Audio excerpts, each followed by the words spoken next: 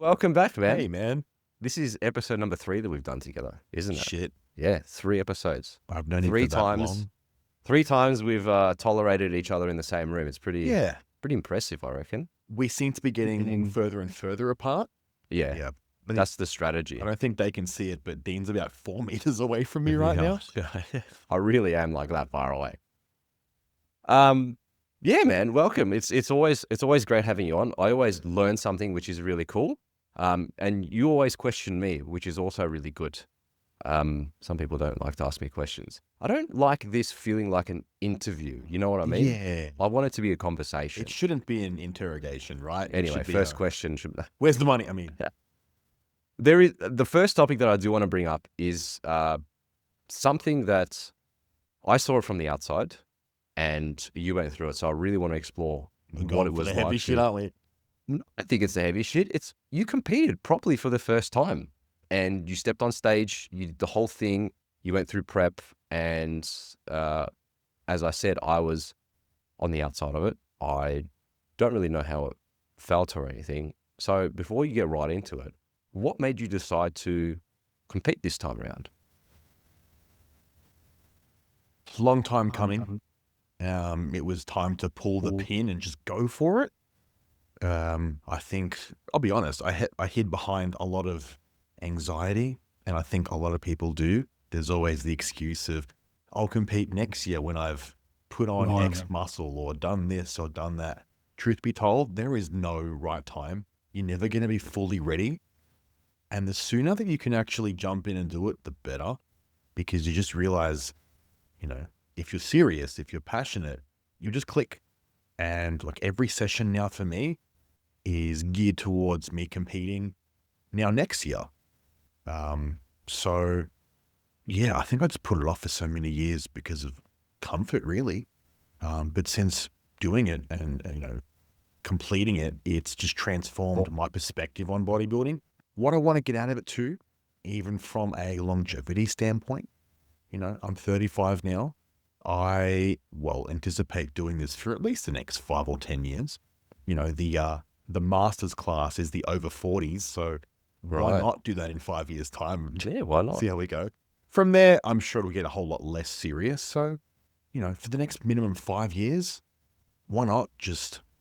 Was the anxiety that you felt the anxiety of being on stage and everybody literally judging you, or was it the anxiety of knowing that you had to go through prep and what all of that involves? Combination of both. Probably more the latter than the former. It's never really been a problem to try to showcase, your physique in the gym or on stage physically. I think it was more so the unknown. Oh shit, what's the competitive process like? How do the tans work? People talk about suffering. How lean do you have to get? What does it feel like? Can I do that? Shit, how am I going to be? Very, very eye-opening, and nothing will test you more in life, especially when you can't cater for random things just suddenly going wrong, which you didn't expect to happen, which could be a multitude of things, family relationship, in my case, pets, poor Cara, as you know, I had to get rid of her because she was just being a terror. That was hard. So yeah. And I think once you actually go through the process and once you actually compete, you realize all that anxiety was for nothing. There are a few sounds outside. I don't know if anybody can hear that. There's trams and stuff going by.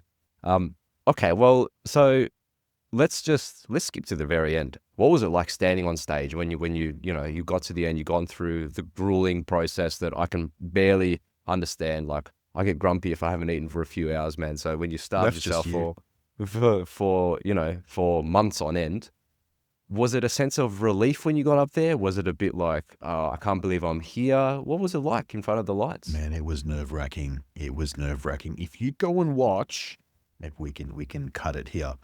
If you go and watch my routine video, the professionally done one, I'm shaking uncontrollably at a certain point, and the crowd just revved me up, and all of a sudden that anxiety just went. But getting out there for the first time, under the lights, they call your name. Everyone that's been excited to see you is in the crowd, like screaming for you. wow, what a rush of emotions, man. It's a bit of everything. It's confident. It's like, I'm shit scared.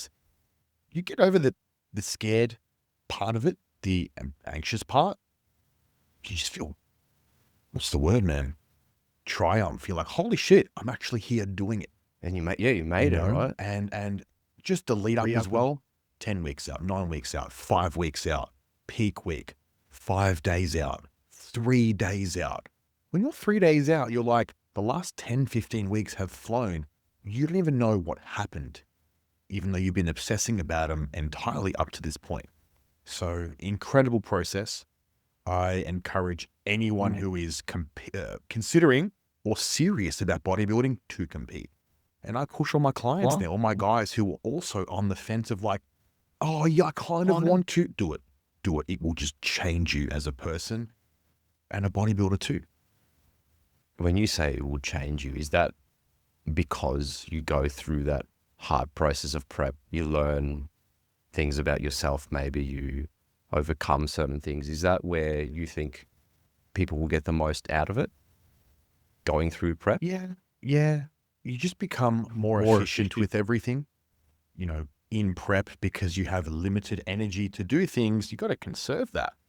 And then you find what, or maybe who is worth your energy, as opposed to you wouldn't know who is and who isn't, people who are there to support you and whatever else. But, it's just such an eye-opening and, experience. You learn so much about yourself. But yeah, it comes back to I've got no energy to do X, Y, Z. What do I cull here to survive? Like, it's really test you. Yeah, because, and I remember months before comp, you're like, it's starting. I'm going to get into prep. And there are going to be times where you're going to message me and I'm going to be like, I just can't reply to you. Do you recall those times? Yeah, I do. Fuck, I would just ask you a question like, do you want to film content? Because we're doing a bit of content at that time, or something else would come up. And the thing that kind of made me smirk was it got to the point where you just, instead of messaging back saying, hey, I just need some time on whatever, right? You would just send me the little shush emoji, the one that just looks like this. You used to send me that. And as soon as you said it, it made me smile, but it made me think, all right, I'm just talking too much for him. He's just like, whatever, you needed to just not respond.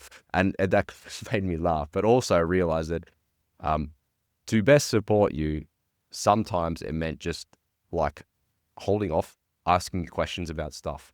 And then, every so often I would just send you a voice note like, hey man, I'm here if you need me. I do recall that. Here's some support. I know words don't mean much, but do those little things make a difference? Because you told me you had like a tight-knit group of people that you were keeping close and messaging when you could.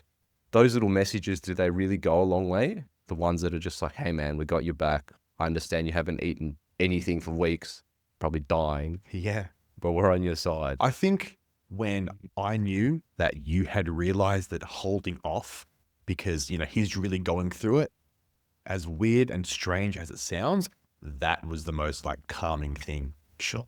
Because look, right now you've got so many things to do. This person, that person, energy to give. When you don't have any of that, it's hard. And yeah, the shush emojis, yes, it's coming back to me now. Thank you. I don't ever thank you for that. And just, it's more that you understood. Most people don't. My friend Tony is competing this Sunday, 4 days away, whatever it is. Wait, Thursday, 3 days away. And this morning I opened up Messenger, went to type a full thing to him, like, you know what? Hang on. Yeah. I'm not going to do that. Let him be. So yeah, you won't know. Again, this is a direct quote from myself. You won't know until you've gone through it yourself. There were times when, fuck man, this goes deep. Friends or people would message you with the same normal intention or conversation, and it's just like, I don't have it in me. And I'll be honest, the amount of people on Instagram that you mute because you don't care, you don't want to see their stories, nothing against them personally. It's never personal. It's just like, I can't even have thoughts about this person talking about their XYZ. And I've gone back now, like a year later, when the fuck did I mute this person? Yeah. That's the extent of it. I believe you, because me having never gone through it, and just me on a normal day, sometimes I will open up Instagram. Social media is a bit shit for this, but it just like floods you with like, why aren't you doing this? You could be doing this, blah, blah, blah, blah, blah. And that sort of media, when you're going through that process, would just be energy consuming, all that sort of stuff that you don't have much to give. The worst thing about it was probably the food stuff. I think because we're so bombarded by TikToks and, this restaurant's making a wacky burger, 10 patty, whatever the fuck it might be. I was fine. I didn't crave or give a shit about food until I got to the first registration day for the state show, where I met everyone. You're competing for the first time, excitement, and they're all on their phones, kicking out their TikTok. And they all had lists of restaurants and places they were going to eat at. And I'm like, having to sit there and listen to it, I'm like, I don't fucking listen to this shit. Like, what are you guys doing? Like, you're not taking this process seriously enough if that's all you're obsessed about right now. Granted, most of those people went and binged and went backwards post-show, but like, that's what happens when you're, anticipating how good the meal's going to be or whatever else. But in everyone's defense, first show, it's going to happen. It happened to me too. You experience it. But yeah, the phone, the social stuff, I'm thinking about now what I'll do next year. You want to leave the gram running for business sake, but like, you don't want to see or talk to anyone. So that's the tricky part for you, right? Because you're a coach and that's your business, and you have to just keep doing it throughout the whole thing. Bro, I was doing check-ins into peak week. That was the worst decision of my life. Yeah. I had to apologize to my clients. Knew they had, they were on the train with me for the last 10 weeks. In peak week, holy shit, the feedback I was giving to people. If I could, I'm just like, that's not me, bro. But yeah, I started to sort of tone it down. 4 weeks out, 3 weeks out were less, looms and video recordings. It became more just write-ups. That was nice. And being like, I can actually give myself a break from this. And yeah, last week, good old Kevin sends you a check-in Friday. He's a bit late. Yeah, Kevin copped it, but it's okay. We spoke about it. He's all good. So is peak week the week before, or is it the week before you start to carb up and do those things? It is the carb up week. It is the lead up into the show. Okay, yeah. So for example, the season B show is this Sunday. Mm-hmm. We are Thursday, 3 days out. Technically, this is peak week for most of those competitors. All those competitors, okay. Yeah. On the note of social media, last time we spoke about PEDs and things like that. And one of the conversations that we had was how some people are kind of talking about it. Some people are not talking about it. I don't know if you'd noticed, but over the last year, so many people have just opened up about it. And honestly, I think it's a good thing. I think it's better for people to be open and honest, talk about what it does, talk about the risks, and then let people make their own decisions. What I wanted to talk to you about is, like, not only have I seen people talking about PEDs, and this might just be my lack of knowledge, but it feels like there are so many more things that have come out, even in the last 12 months or 2 years, that are now being used commonplace. I think they're called GLP-1s. Is that right? Like retatrutide or retatrutide. I don't know how to pronounce these close things. Enough. Everyone knows what that is. And everybody's like so many people I know are doing Ozempic and stuff. Sorry, not people that I know, but like, you see it everywhere. Even people in like my family that are a bit older and overweight, the doctor's like, here you go, take some Ozempic. And they've lost weight, but they've lost everything.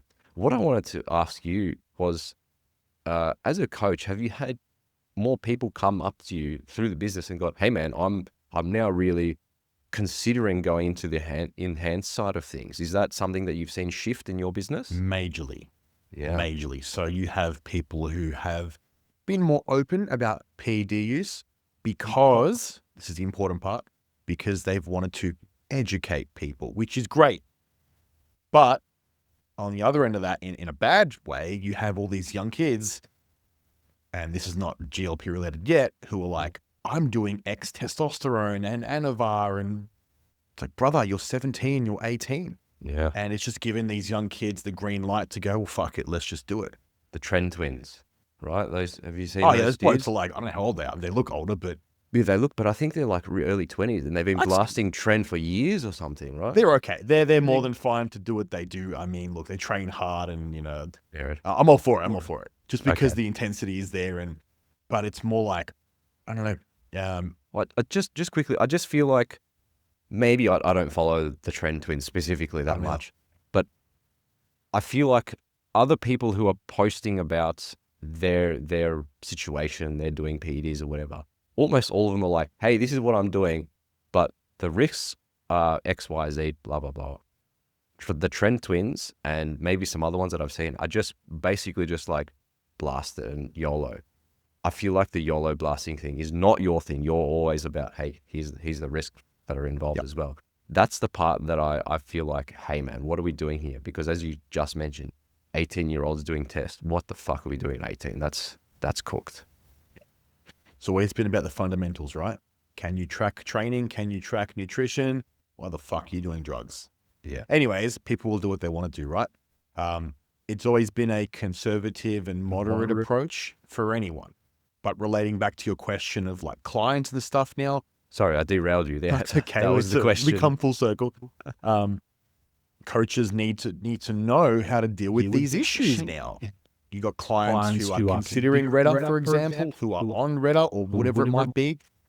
And it's an amazing compound. It gives you the chance to reset your life entirely if you're severely overweight or you just need some help. Can you talk a bit about the specifics of what it actually does? So because of the process of how it works on 3 different receptors, you basically have this compound that gives you the most willpower to say no to food you'd normally binge on and indulge in. So the wrong way to go about it is you have someone who is severely binge eating, horrible habits, no structured nutrition, doesn't train, and they start a compound like Ozempic or Retta, and they suddenly just reduce their intake, so they're now in a caloric deficit. You know what happens there. But they didn't really have any structure with nutrition beforehand or knew what they were doing, so they are heavily suppressing their appetite, eating no calories, and losing weight, recomping, looking great. You know what's going to happen. They're going to stop. The habits weren't improved. Pretty much everyone's going to rebound as a result. That's probably the common thing that's happening for most Gen Pop. When I'm introducing this with clients, it's always a structured approach. And the dosages are, if you looked up Retta right now on TikTok, people would say use 1 to 2 milligrams. I've got clients who are starting out on 250 micrograms. So a quarter of 1 milligram. Yeah, okay, or sure. 500 micrograms, half a milligram. We just taper up slowly. And everyone's response is so different. Obviously, Retatrutide is only available on the black market as of right now. So everyone's getting this stuff from China. Whereas, your Ozempic comment about your family and whatever else, it's all prescribed. Doctors are pushing it because, right. I had someone get tirzepatide, the second version prescribed. It's like $500 a month or something. Wow. So yeah, man, typical big pharma is fucking cleaning up. Yeah. And who knows how much the prescription Retta is going to be as well. Probably like $800 to $1,000 a month. And it's only like a milligram dosage. So anyways, they're going to get people hooked. They're going to love it. They're going to it's a revolving cash door, basically. Anyways, it's another story. Yeah, you get a chance to reset your life, lose a bit of weight, get back on track. But man, it all just boils down to the same basic shit. You can't diet. You don't understand macros. You've got no structure. What do you think's going to happen, man? You're going to stop your hunger hormones because you were suppressing yourself for so long. Come back with a fucking vengeance. What you have to understand is when you are going to go through the process of suppressing your appetite and you push that motherfucker into the ground, it's going to pop back up the other end, probably when you're leaner and you've lost 20, 30, 40 kilos with a vengeance and say, hey, guess what? You're going to run rampant. You're going to have uncontrollable binging urges. And most people just aren't prepared. And they go fucking crazy. I've heard some horror stories. Yeah, especially if they've never stuck to a meal plan or whatever. They're just like, oh, I'm hungry, so I'm just going to eat until I'm full? I experimented going into show. I was probably one of the first few to start utilizing Retta back last May. Stupidly pushed up the dose by 1 milligram every single week. It was a dumb experiment. You don't really think about what you're doing at the time. I think I got up to like 8 to 10 milligrams into the show, so a stupidly high dose. And I did experience the rebound post-show from coming off retatrutide as well. Who was going to know, you know? But I have the experience now to guide clients the right way. Hey, let's use a small amount of this. And the feedback that I get from clients, this is very important, listen to this, is that, hey, my appetite is coming back a little bit. Should I push up? No, don't do that. Don't. The drug is enough. It's working. You don't want to be fully suppressed. That's going to bite you in the ass on the other end, established. I want my clients to at least feel a little bit of hunger and appetite. So you don't forget what it feels like. Just so if we find ourselves in the back end of this and those hunger hormones, you know, come bloody rampaging back, you know what it feels like. You're not going to be caught off guard and be like, oh fuck, uncontrollable binges. So yeah, I don't think it's right to completely suppress yourself. Yeah, okay. Yeah. With things like retatrutide, so for example, with me, if I haven't eaten for a few days and I'm feeling like down on energy, down on, you know, or whatever, even sometimes if I've like been either working out or had a long day on my feet, haven't had enough carbs, you feel like that drain of energy, maybe a headache or something like that. Does Retta help with those symptoms, or is it more purely on the appetite suppression kind of thing, and then you just deal with other symptoms you might feel like? There is a suppression, but there is an element of energy as well. From the Retta? Yeah, you will be flying all day. And I think that's what a lot of people get hooked into. They're like, this is great. I can not eat all day and be super high and supercharged on energy. Pardon me. And, you know, that does for some people get a bit shit in terms of sleep. It can, you know, fragment and interrupt sleep. I'm one of those people. If I go above 1.5 to 2 milligrams, my sleep is horrendous. You wake up 4, 5, 6 times a night. You cannot sleep through it. You can take, I don't give a fuck what you want to take, 10 Xanax pills, it will wake you up every single time. So I didn't know at the time, because I'm going through prep, I'm getting leaner, my dose was increasing. Fuck, why can't I sleep? So yeah, big learning curve. Lack of food. Yeah, it's just that real mitochondrial energy that it gives you is something else. So you can go, you could realistically go a couple of days without eating and whatever else. So I think the important part is, whilst I was pretty suppressed as well, I still adhered to my food plan from my coach flawlessly. I was forcing 3,000 calories a day, because, you know, you eat 1,500, you're like, I'm so full. I literally had to time and space out my meals flawlessly and, you know, have my same eating windows. And I'll admit, I had to force feed myself to get it in. So again, it was a new thing. We just started, so more of an experimental sort of period too. So I know this is not really, like at the start I said I didn't want to just ask you questions, but I've got another question. Already let it go, mate. I just find this stuff fascinating, really interesting. Outside of that group of things, you said retatrutide, what did you say? Tirzepatide. So Retta's the third version, tirzepatide is the second version, and Ozempic's the first version. So they're all the same kind of, I've got you. Different elements, so that the newer versions add an extra benefit, basically. Gotcha. And I'm assuming Ozempic was just approved because it's older, right? And then okay. Outside of those appetite suppressing PEDs, these are called GLPs, same. What are some other things that are popping around? I've seen other people talk about things to aid in recovery and things like that. Talk to me about other things that you've seen pop up, or maybe even had somehow pop up in your mailbox. I don't know. How did I know this would become a peptide podcast?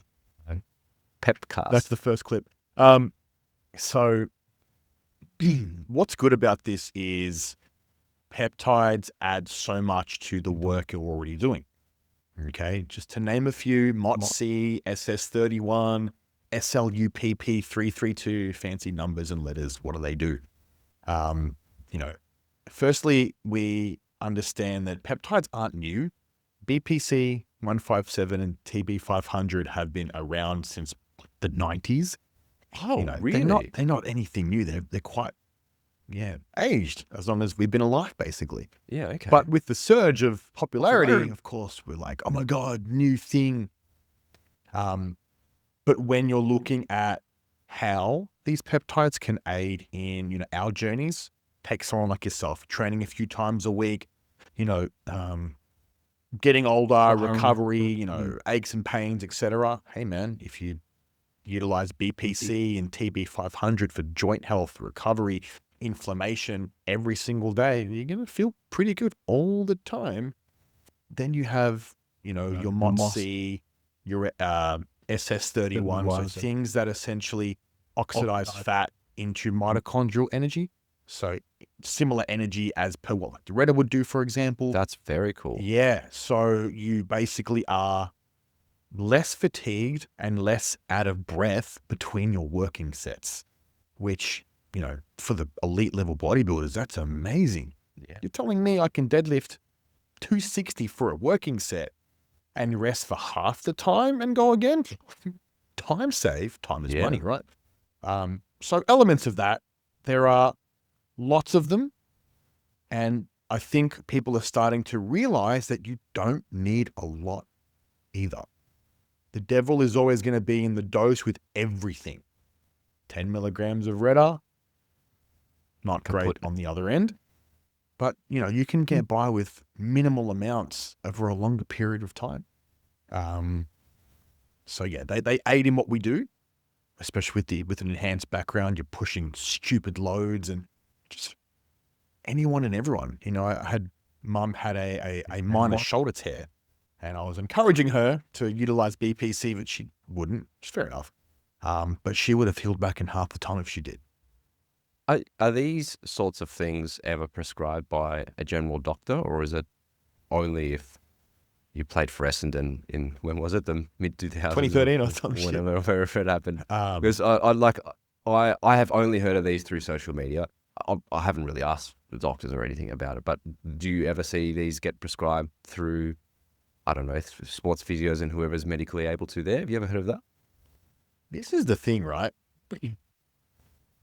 And just because, from what you just said, it doesn't sound like it comes at a great cost when you use these. It's really something that's just going to mildly help you recover better. It's not like tests where you're just going to do all these things but you sacrifice X, Y, Z. Correct. It sounds like these are mostly just to aid in supplementing. Yeah, kind of supplementing. Yeah. Very low risk, no negative. Yeah, you take BPC and TB all your life. Like, cool, man. You'd be fine. You'd be healthier. What was the question? The question was, have you ever, outside of maybe the bodybuilding world, which you're involved in, or, maybe other areas that you've got some people in your life in, have you seen these being used in commonplace, or have you heard of doctors prescribing it? Because I sure haven't. So it's interesting. I don't think it's a GP's field, nor do any of these get prescribed from their end. The only quote unquote people prescribing it are the health clinics, so TRT clinics and things alike.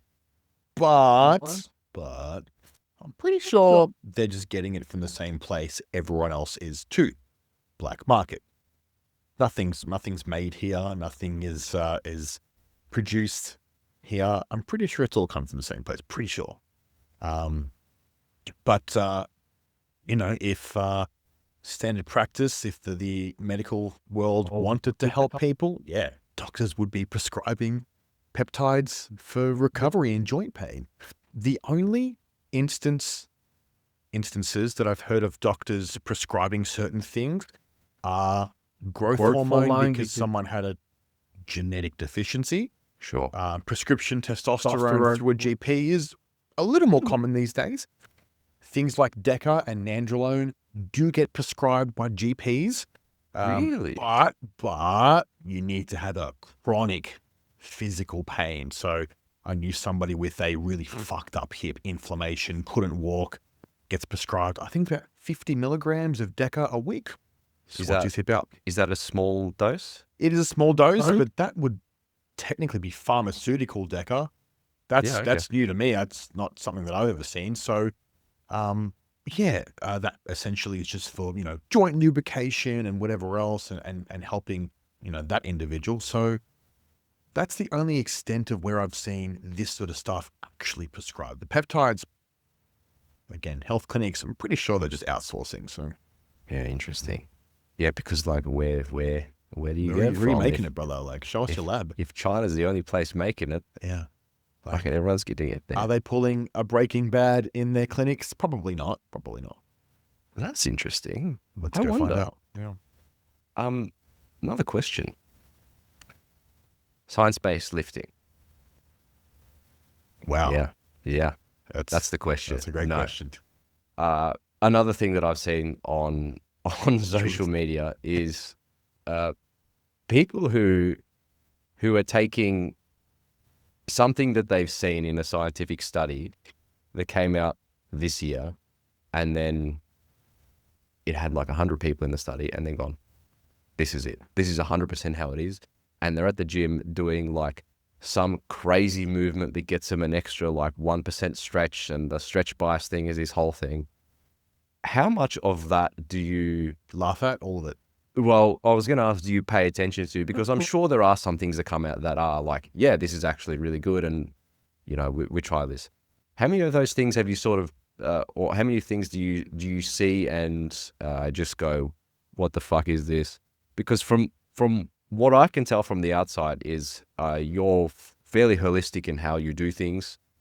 You don't ignore the science-based things, but I feel like you wouldn't tell your clients to do something until you've tried it yourself or somebody you trust has tried it. How do you decipher what is like ridiculous and what is something that you might try out? Because it's just, maybe I'm just getting flooded on my social media, but there's just so much shit coming out now, like stretch this, do this, blah, blah, blah. It just gets so overwhelming for somebody like me. How do you decipher like what you're going to pay attention to and what are you going to try out? Look, I'm biased because I grew up with bodybuilding in the hardcore era. Is that the bodybuilding.com era? Yeah, look, let's not call that hardcore, but a little more hardcore than what today is. Sure. The science-based lifters would see me conventional deadlifting and tell me not to do that because it's too fatiguing. But then, you kind of look at what these people are doing specifically. It is quite comical. There hasn't really been anything that's stuck out that's been like, wow, I'm going to do that. Maybe like a really cool variation of a chest fly on the cables. And that's been like awesome. But like, the stupid shit that you see, like, I don't know, some bloke like heavily isolating his tricep and only doing a simple movement like that. It's quite mind blowing. I had a friend share one of these individuals with me yesterday on Instagram. I burst out loud in laughter. And I don't know, man. Are any of them actually in shape? Like, what's the physicality? Is there any lean body mass on these individuals? Not really ever. That's the thing, right? Like, if it was some jacked guy who's like, I've done this for 6 months and I've noticed a difference, you'd be like, oh, maybe I'll pay attention to this. But if you have somebody who looks like me, like, bro, this is the best thing ever. I just read an article last week. You're going to be like, bro, those kids make you look like Jay Cutler. Oh, maybe, but yeah. Like, but it's mind-blowing, isn't it? Yeah. Those guys, I don't know, man. This is like the real poison side of social media. Do not fill your brain or your eyeballs with that content. It's funny to look at, but that's all it is. Maybe it's one big troll. Are we being trolled? Maybe. Maybe that's it. Maybe the whole thing is just a massive, massive troll. It must be. Until they're deadlifting heavy, squatting heavy, cool, then I'll give it a second thought. But otherwise, no. Yeah, it is. And it's just so much of it as well. Yeah. Like Instagram just throws it at you. Question about Instagram. Here we go. Another question. I was with some friends and we just opened up our app with like 4 boys. And the discussion was, no matter how much I ignore the thirst trap shit, girls that are just half naked, no matter how much I don't click on things, every time I open up Instagram, within like a few minutes, it will just pop up. This is just becoming something that I'm personally not happy with it. Can't do much about it, but I'm 35. I understand how to just go, okay, this is just Instagram. But there are 14, 15, 16-year-old kids who are just opening this up. And I don't know about you, man. When we were young, seeing like videos of pornography, essentially, it was like you had to look it up. They were shit quality. It was whatever. Right now, it's like in your face. It's immediately when you open up the app. And I guess I wanted to ask you as well, is this something that you're seeing too? Like, do you just see this pop up all the time? Brother, this would happen in my last relationship, and my girlfriend back then wouldn't believe me that I wasn't doing it on my own. So that was a great battle. But I didn't even think of the kids, bro. I didn't think of the youngins in this day and age to be bombarded with that. I mean, I guess at that age, it'd be kind of cool to be like, wow. I mean, to us, they're like, oh, just some other used hoe with an OnlyFans funnel, like, fuck off. Yeah. It is frustrating. Give me some, like, NBA memes or something actually happening, like the trades are currently happening. Like, where's LeBron James going? Fuck yeah, I want to see that. Not some hoe with the used box trying to, fuck. It's hard. It's a battle for a man, isn't it? Yeah. It's a men versus women on social media is something that is a thing. I've seen a few reels of people like, this is me when I started. This is the content that I've posted. It's taken me X years to get to here. And then they go to like some OnlyFans page or some girl, and it's taken them 2 months to get to the same 10,000 followers, which is just crazy, right? Not much we can do about it. How have you stood out from the crowd? Because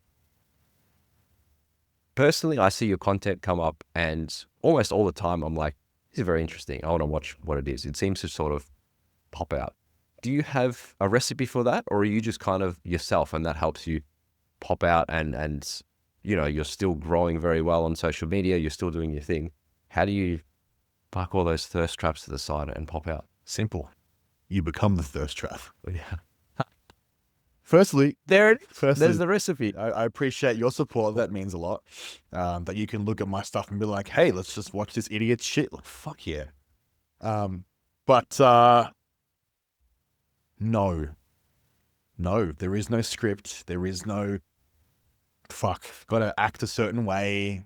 When I get an idea, there's an idea. I'm going to post it. You know, last week, I'm like, I want to help people with their gut health. You might have seen that. What's the word? Oh, it was like a post about fiber and things that you can, or the carousel. The carousel. That's the word. Carousel. The carousel of things you can do to help your gut a little bit better. Like, I just want to like help you in some way. You might find value. Not like, buy my gut health supplement. Fucking, I'm gonna make a killing off it. Fuck that shit. You know, and something that's come up a lot this week in client check-ins is clients not managing their potassium to sodium ratio, their electrolytes. Therefore, their bodies are retaining water. That gave me an idea. I'm going to post on how to lose water retention literally overnight, because no doubt heaps of people are suffering with it. So I get an idea, bam, I just deliver it in a way that I'm used to, I suppose. You know, whether it's a carousel, dig up an old photo, which you might look semi-good in, or jump on, start filming, talking, whatever really. No scripts. It might just be that in and of itself of what you just said there. Instead of like, I have to post this week, it's like waiting until you have a genuinely good idea to post about. Man, my perception on socials has changed a lot over the years. It used to be about post. I don't give a fuck anymore. I would rather post once a week and have that post be utmost quality that you get value out of. That's actually worth your time looking into, as opposed to I don't know, man, 7 bullshit posts which you gain nothing from. Yeah. Just so I can, feel better about myself or whatever it is. What's the point of that?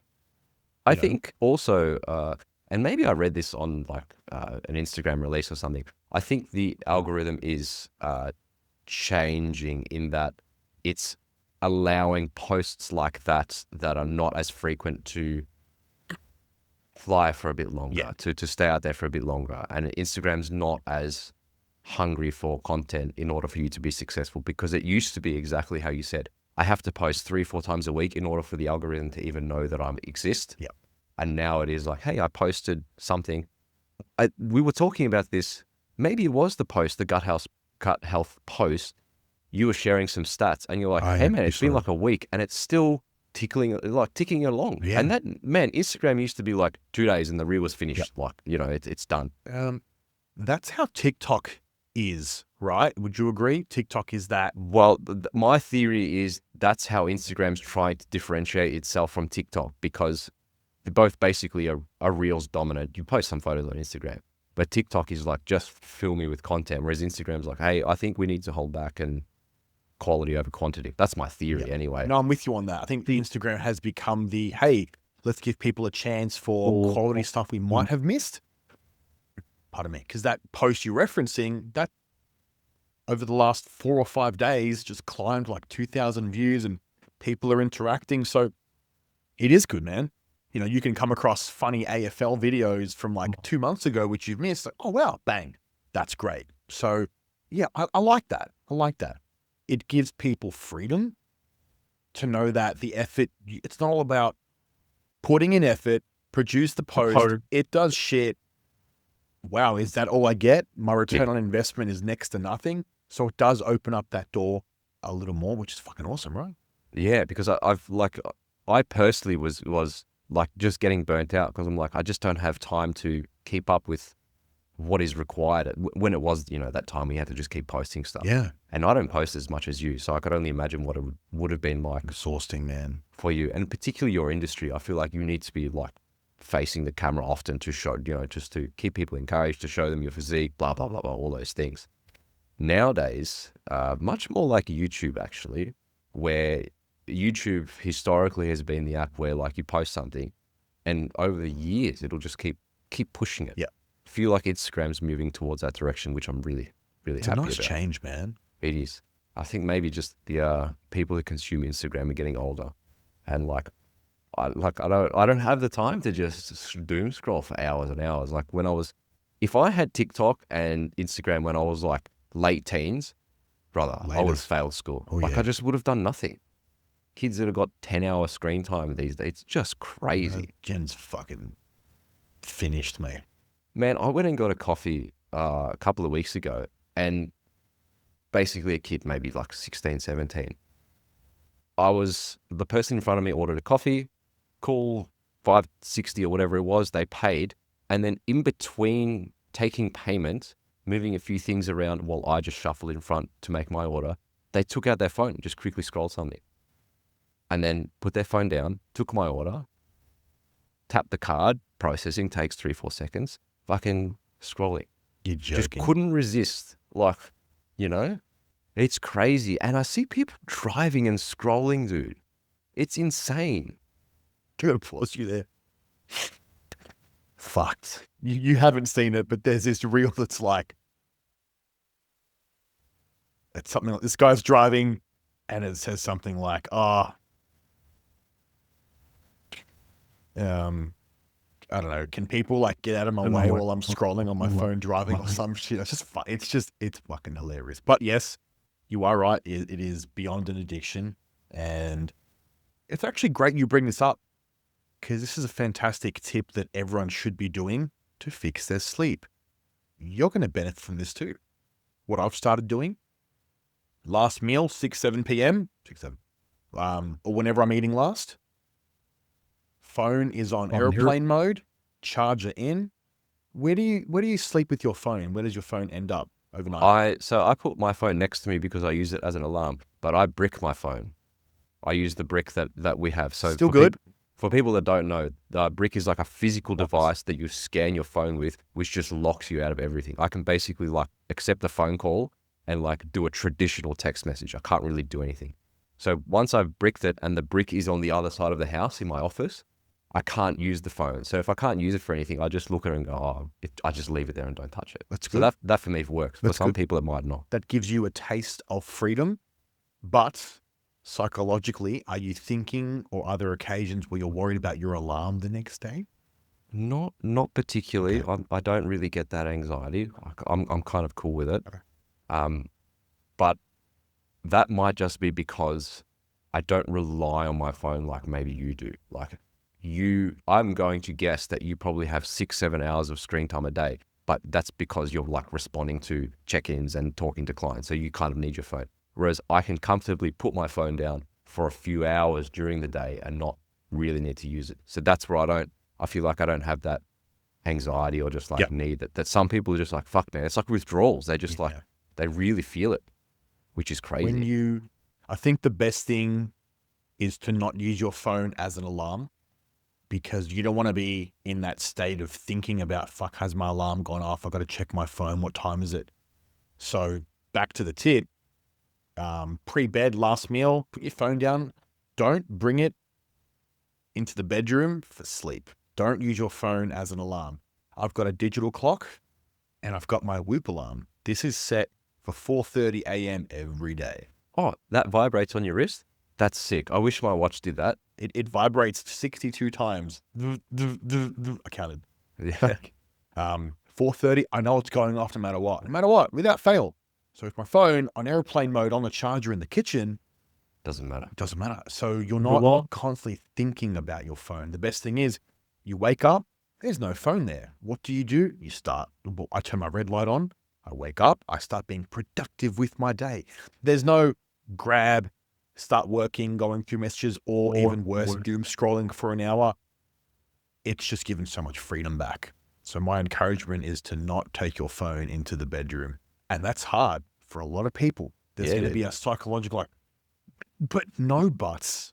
Change your alarm. Get a digital clock, old school clock, and or something like that. The difference it makes in mindset, it's not weighing you down. You're not even thinking about it. You don't care. You know it's not there. You create the distance and friction, brother. You actually start to feel human again. Yeah, highly recommended. A couple of years ago, when I was not as successful at doing what I'm doing now, and I was kind of burnt out and stuff, I was just like looking for dopamine, looking for it, and the phone was just always there. Yeah. And I didn't realize how much I was addicted to it, even though I could see the screen time and all that. I just didn't realize, as you just said, if you start the day without looking at your phone, you have a whole different mentality. You have a whole different like baseline dopamine. Whereas if you open up your phone and start scrolling, you've already got that jump straight away, and then you fall and you get below baseline and you feel like shit. Yeah. I've been using the brick as I just described then. Maybe I do need to get out of the bedroom, but what I usually do is I just leave it in my bedroom, because when I get up at 5 a.m., no one's fucking calling me. And then I go into the office. I don't do a wake up, cold therapy, go for an hour walk, write down my, what's it called when you just gratitude, words, blah, things, blah, blah. I do sometimes write gratitude and do journaling, but it's at a different point in the day. I just wake up, have a massive glass of water, maybe some electrolytes, and just sit down and just start. And the first time I tried this out, because I did read a book about somebody who was like, break free from all the shit in your life, blah, blah, blah. And the first time I did this, or for the first week straight, I would just sit there and just look at my screen and just be like, can't do this. I fucking hate this. And then after a while, your brain starts to rewire itself, and you remember, or you kind of get back into the mode where your reward, your dopamine comes from completing something, actually doing something. And so now when I sit down and at my desk, I'm hydrated, I'm kind of ready. I've got that sunlight thing. So it's kind of, cocking me up a little bit. Delayed gratification. Yeah. And I just sit down, and then after like 15, 20 minutes, that whole like lullness and feeling of just like, I don't have anything with me, it just dissipates. Yeah, what a feeling. And then you just kind of start doing stuff. Productive. It's been really good. That and going for short walks often really helps me. So before I train, I'll probably have 2 meals. So I'll have like I don't really on purpose wait hours to not eat, but I just like, if I'm up at 5, start working by like 7, 8 o'clock, I'm like, let's get some calories into me. 10, 15 minute walk. 11 o'clock, 10, 15 minute walk. 1 o'clock comes around, have my carbs, go and train, do something right after. Doing something right after, man, it just keeps you, I don't know, maybe it's helping with the sugar, insulin, it's modulating that. But that's really helped me just keep in the mindset. And I enjoy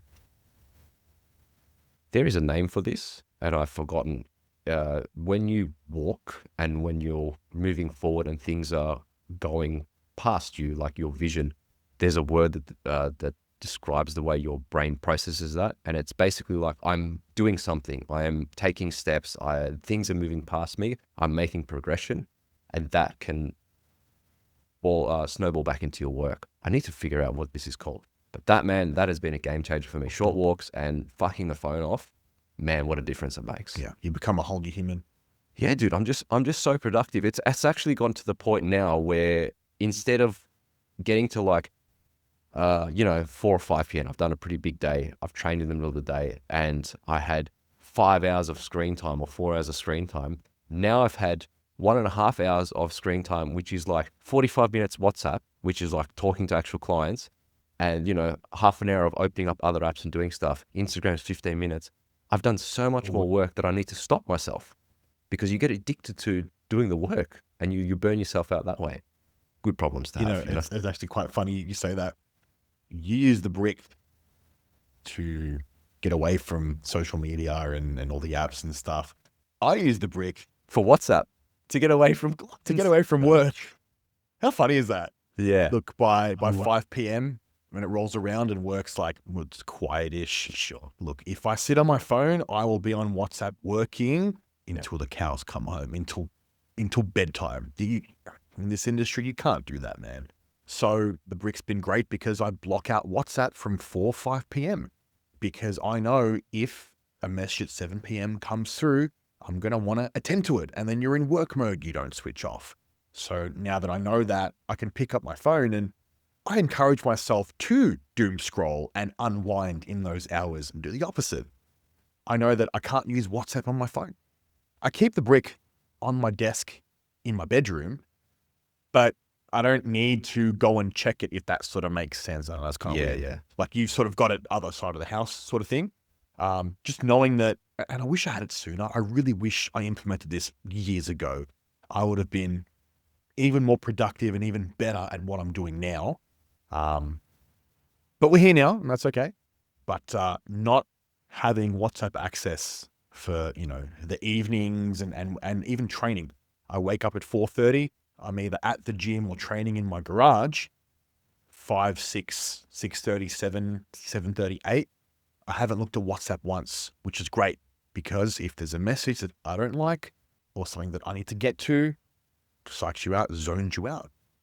I've lost my focus in my set because I'm focused on work now. So yeah, 9 a.m. rolls around. I'm on my computer, unbrick the app. Cool. Now it's work time. So separation, man.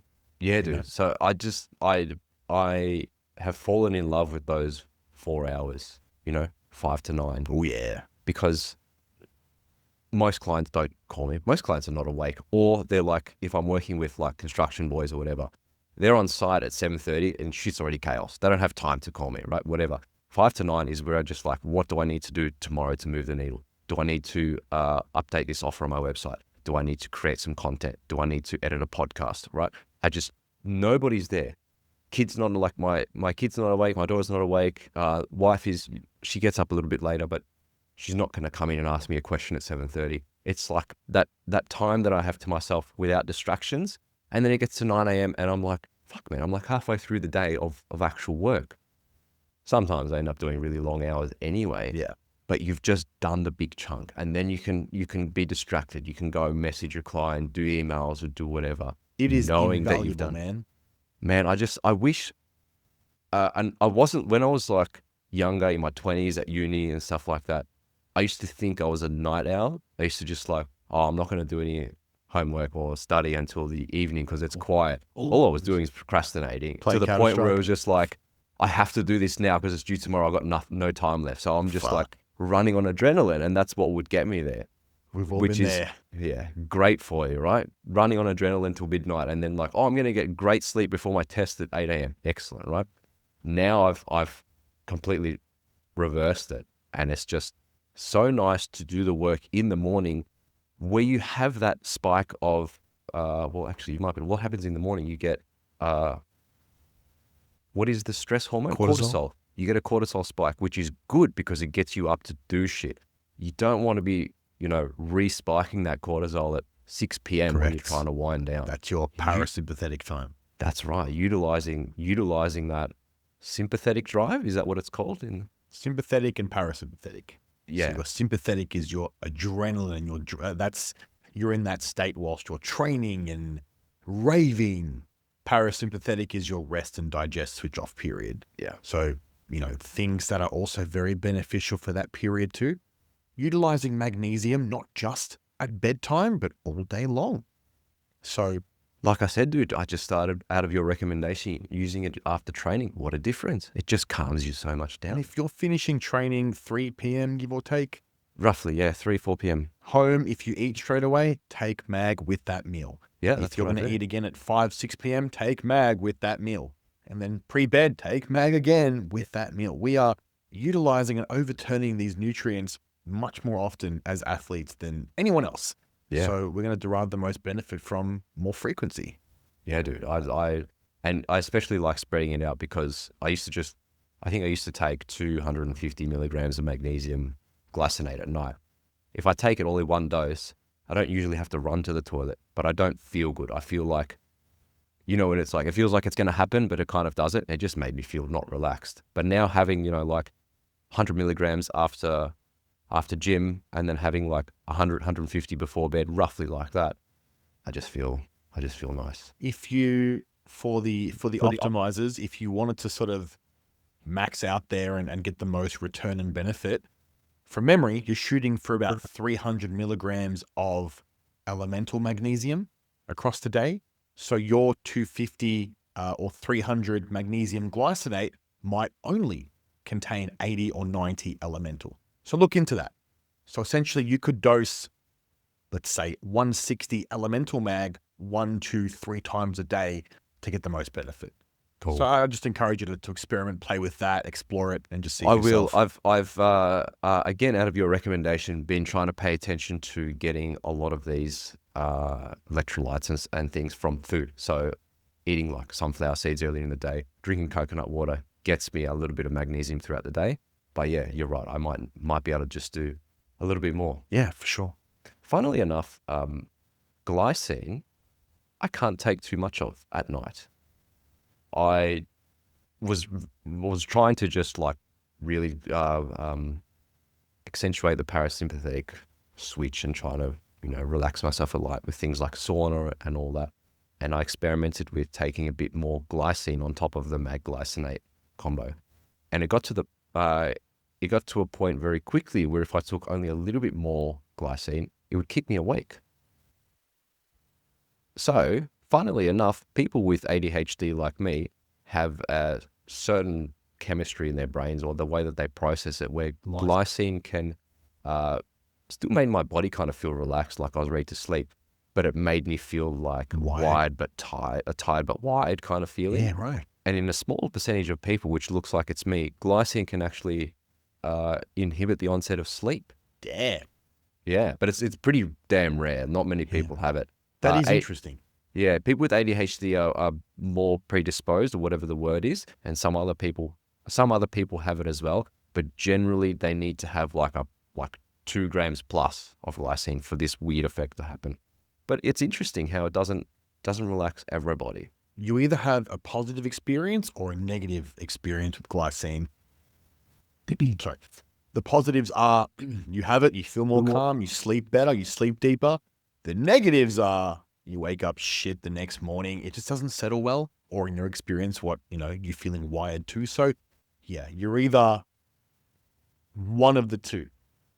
Just from what I've seen in clients too over the years, some people just don't respond, or whether or not there's, similar ADHD elements too. They know, they give me the feedback. I don't like it. I feel this, that.